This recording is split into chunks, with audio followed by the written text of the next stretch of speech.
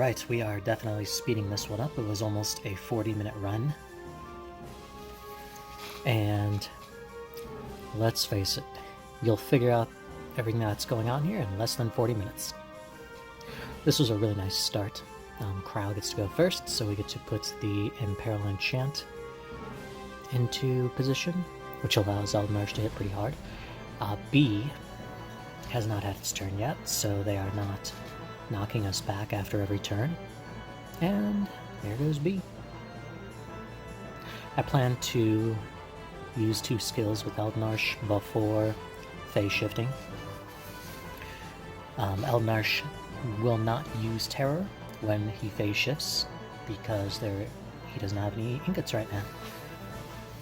So that is something to keep in mind.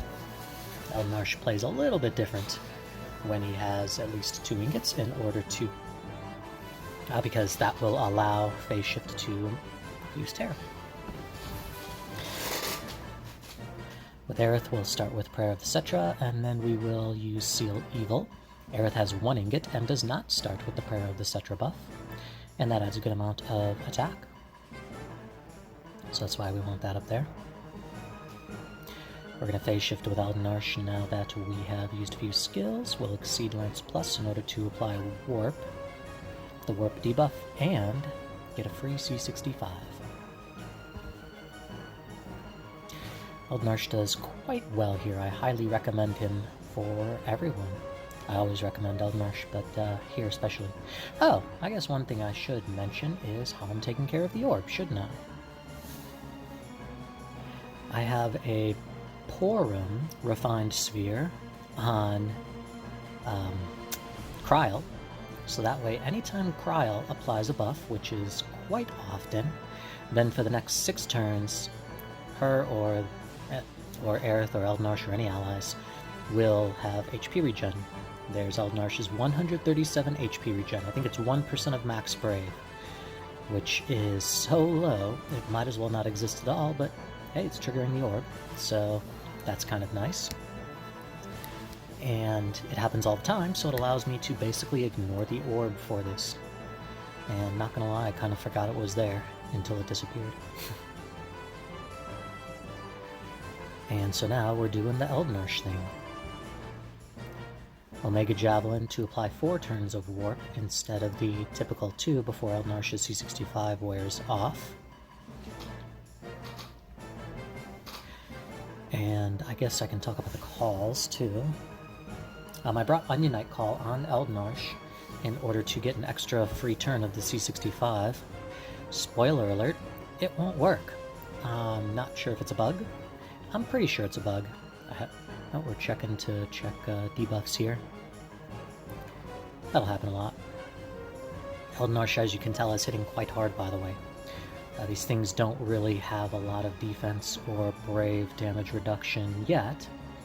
However, even if they did, the Imperil Enchant, as well as Aerith's Seal Evil buff, and Eald'Narche applies a good amount of defense down himself. So it's going to work out here.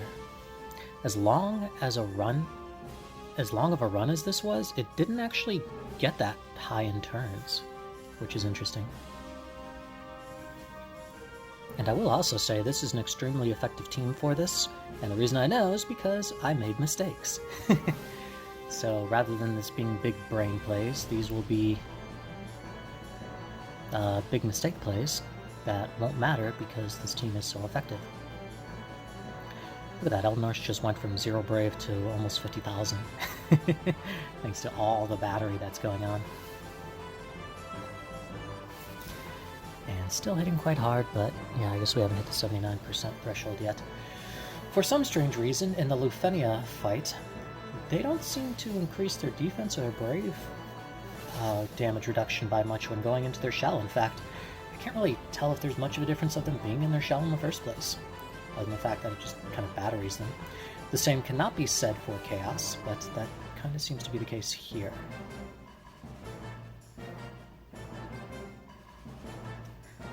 And let's go ahead and double checking the debuffs, but we're going to use Vortex because why not? because we had the C65 up. Never forget that Vortex also increases Eald'Narche's damage, or HP damage by 20%. He was one of the first to get individual HP damage increase from a debuff, if I'm not mistaken. And Krile, if not the ultimate battery, certainly pretty close to it. Oh, that I should have launched B there, but I think I was just going too quick with what I wanted to do next. You know, it's funny, there's a lot of times where Krile will get pushed so far back that she'll just have her EX fully charged by the time her turn comes up. Like, she'll use one skill and her EX will be fully charged by the time her turn's up again. When normally I think it's one skill and a Brave or HP attack, or two skills. Yeah. It's just kind of funny to me. So yeah, Onion Knight Call, pretty sure it's not going to work for Eald'Narche. It will, however, work for Krile and Aerith, which is completely useless on Aerith, if not almost completely useless on Aerith. And well used on Krile. Krile burns herself out. And would have been really nice on Eald'Narche. It would have increased his longevity. I would say Eald'Narche doesn't burn out until the very, very end. But that's for two reasons. One is I actually at some point will let Terror fall off, which is not recommended to do. And then two, I did not save the Ramza friend and Odin summon for once Eald'Narche burns out, which is probably what I should have done, because it's easier to bring the friend, swap Eald'Narche for the friend unit, which is typically what you're going to do in order to get the 6th turn. You'd have to do with Eald'Narche, which is also not that wonderful for Ramza, so oh well.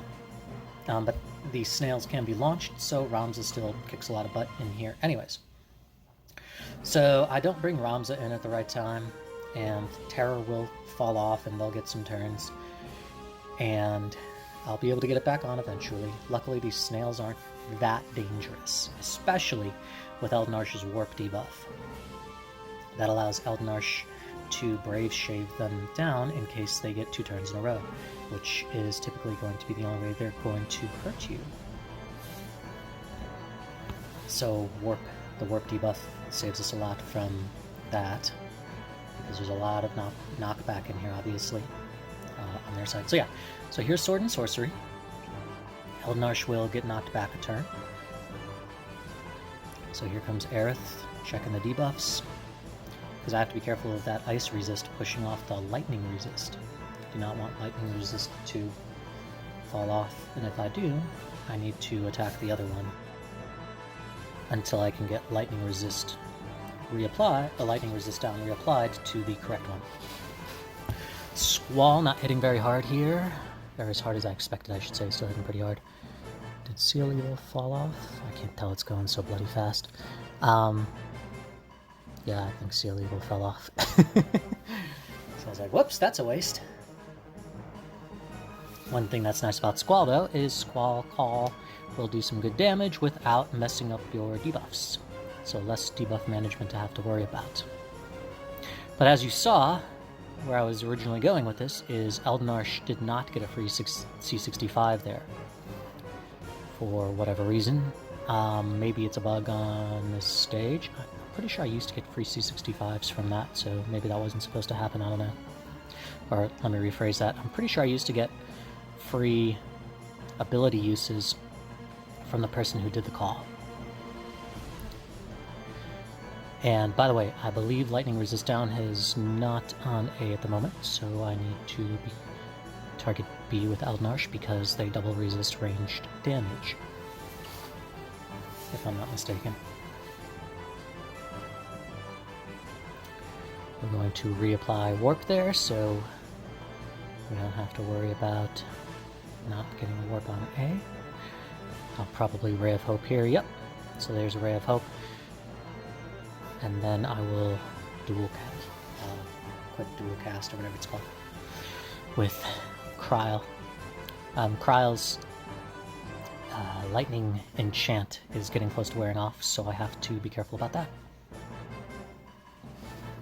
At the same time, I want to be efficient with Krile's skills. Krile's not getting a turn for a while. I guess neither is Aerith. That's what these slugs do, and that's what Eald'Narche doesn't let them do. I can basically target whoever I want now and do some good damage. I don't want B to get too far behind, or too far below A as far as HP, so I targeted A, plus by the time we get a decent launch set up, it's gonna be a while. So I wasn't too worried about launching A more efficiently there. Another thing I want to be mindful of when attacking is who has Aerith's debuff from Seal Evil. Alright, so looks like Sustenance for Paradise is getting ready to wear off, which provides a little bit of defense down and sap. I'm down by 2 Exceed Lances. I only have 1 left. I only have 1 C65 left for Eald'Narche, so that means Eald'Narche is definitely going to burn out at this rate. I chose to HP attack with Aerith instead of using Squall right there, I believe because I wanted to get Aerith's debuff onto A so B doesn't fall too far behind. Again, I'm typically going to do an HP attack on whoever has Aerith's debuff, as long as they also have the lightning resist down. So, I swap Ramza in here because B has fully lost Terror, and I think might only have 1 warp left. But my plan is to use Ramza and get the launches off. However, I actually got the little trick to get 6 turns of Ramza, which is totally wasted on Ramza. However, that'd probably be a good thing to do with Terra, just not so much Ramza, and I wanted to bring Ramza here for those launches. And here is one of the rare situations where I can use Ramza's LD and have it launch have all 3 of us be in the launch without having to be in the summon. So I will take advantage of that when I can. Squall Call, because I have Seal Evil up, I have Imperil Enchant up, and I have Ramza's Burst Effect up, so why not? In fact, this wouldn't be a terrible time to get the Trey Call out, the extra Brave damage reduction and the off-turn damage. But it's probably not quite needed yet because I'm going to be pushing them back anyways, and Ramza hits very, very hard with Ramza's LD. Lots of battery here in the summon. I mean, I guess not there, but we had Krile's EX buff up going into the summon, so allows everyone to get lots and lots of battery. Here I should probably leave the launch on A to Aerith, because Aerith can battery everybody into the launch, and that's what I do. And then this happens, which is a little awkward, like now I have to break them out of order if I'm going to launch A. Oh well. I mean, that kind of sucks, because they're going to get turns now before Eald'Narche gets back. But what can you do? It's kind of funny to watch in the summon. I guess it's a little late for me to mention it now, but it was kind of funny to watch them get pushed back when in the summon and then just yanked back into the summon in the turn order.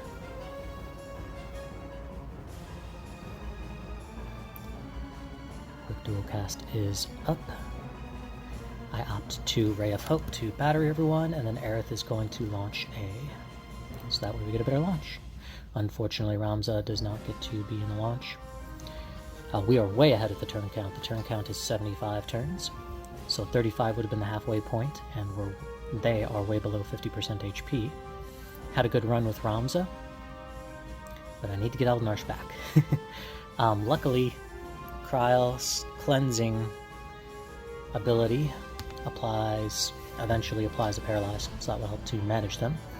HP plus, because I do not want to use Ramza's EX, because that will apply a frame debuff for 6 turns that I will also have to manage, which will make it much tougher to keep the lightning in peril on them. I mean, you could probably argue that I could have picked a better friend unit to bring to this than Ramza. Maybe Emperor. But I haven't been able to use launches in a while, so I figured why not.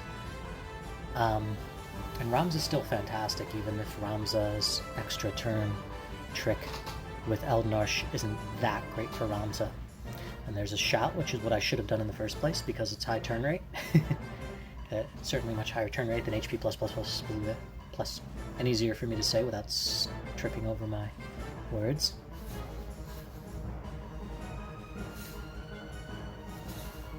Guess they ran out of ideas when they came up with the name for HP plus.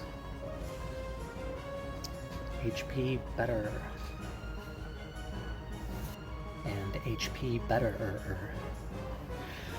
So, I was debating if I should use Trey's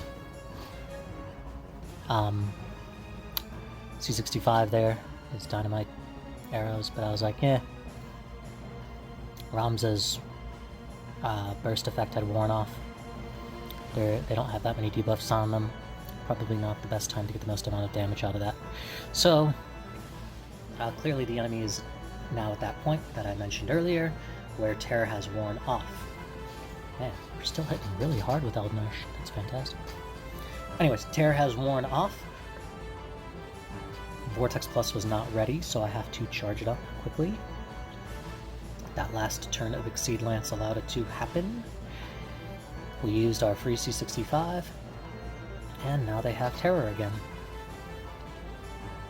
Unfortunately, they are not targeting Eald'Narche, so it's a little bit of a waste of Terror. However, it still increases Eald'Narche's HP damage, so not a complete waste of Terror. Just a small waste of Terror. And Stellar Burst to recharge that EX gauge again, a little quicker. Ray of Hope into Krile's EX for dual cast. And it looks like Seal Evil has worn off again. I get so lazy with that buff, it's funny. Although things are getting a little risky right now because B is not targeting Eald'Narche, however A is, that is fortunate. And did A lose the lightning resist down? Whatever, now A has it again. Luckily I at least had Trey's Firewall debuff on there. Yeah, I was like, oh, look, Seal Evil. That's why I'm getting debuffs. One thing I did not try here, which is probably a good idea if you have Krile and Aerith together, is to have Aerith up Krile's Initial Brave by applying the Initial Brave up buff that Aerith applies from from the Healing Wind. Thank you. Thank you, who am I thanking? From Healing Wind. Thank you, brain. And that should increase the amount of battery that Ray of Hope gives by a lot. Although Ray of Hope is almost giving 20,000 in batteries, so that's pretty decent. Still, it's, something to try. I don't think I use Aerith's skills outside of the original Prayer of the Cetra. And of course, Seal Evil. Aerith's one of those rare characters, though, that you don't use skills on. So this is interesting. I have Vortex fully charged. A is completely out of Terror, if I'm not mistaken, and B still has 2 more turns of it, which is why it really hurt me to attack B there, but I don't want B's HP to get... or I don't want A's HP to fall too far behind B's HP. And so I'm trying to figure out a good way to do this. I want A to come out of break, so I'm hoping Krile's C65 will help with that, because I want to use up those Terror debuffs on B before I reapply them to both of them. Use Cleansing here, because might as well. We're getting close to the end. And I think I just end up letting A take a turn in the end after all this. Oh, nope, we did get a chance to break A, that's good.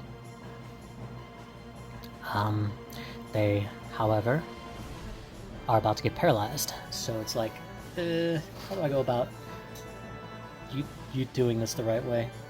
So like I said, plenty of mistakes made. This run wasn't the cleanest, but Eald'Narche shuts everything down so much that it kind of doesn't matter. So much for needing a big brain to play Eald'Narche.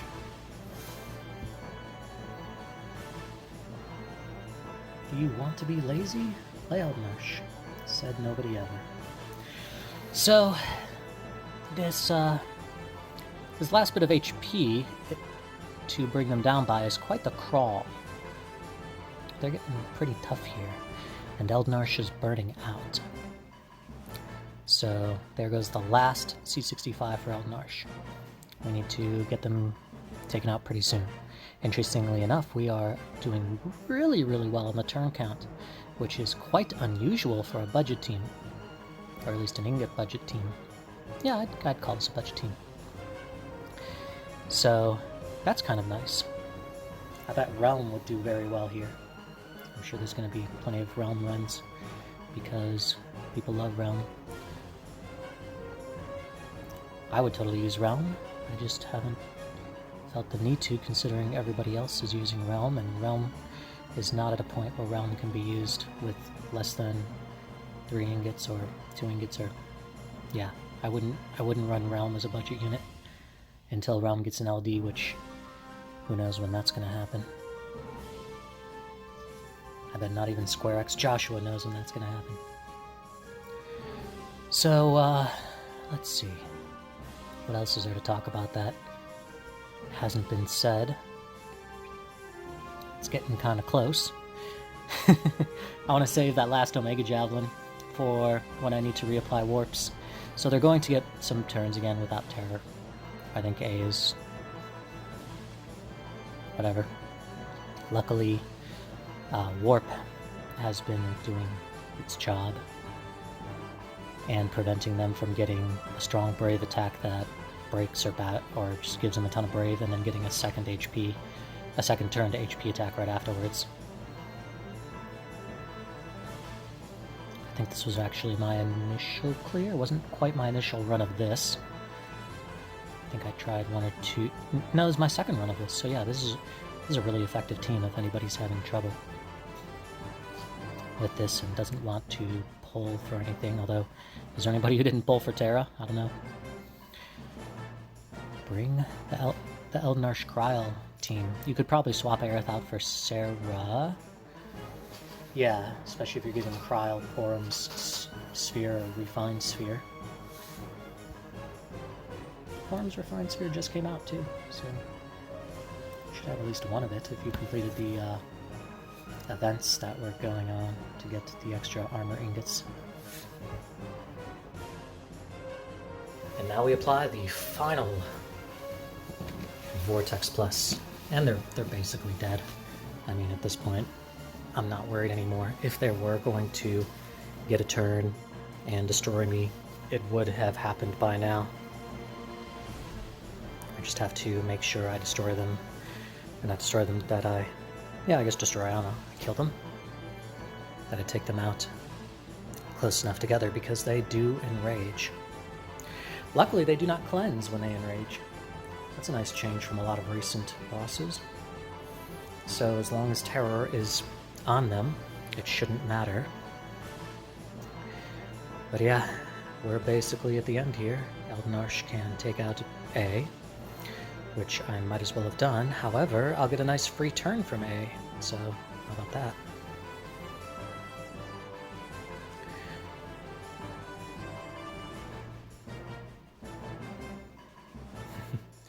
And there we didn't take out A, so take out B here. So much for a free turn from B, but that's okay. There's the Enrage. And that's that. And now we will move everything to regular speed, so I don't fly past the menus too quickly.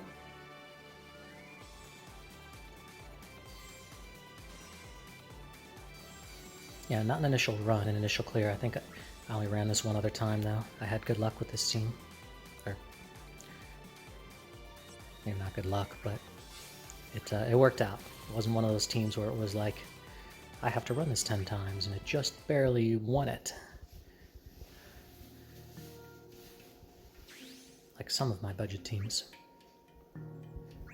So, Eald'Narche at 0-3 and has no passives from EX board extensions. So a true 0-3 Eald'Narche. Aerith at 1-3, and Krile is 3-3 with Porum's Refined Sphere. Thanks for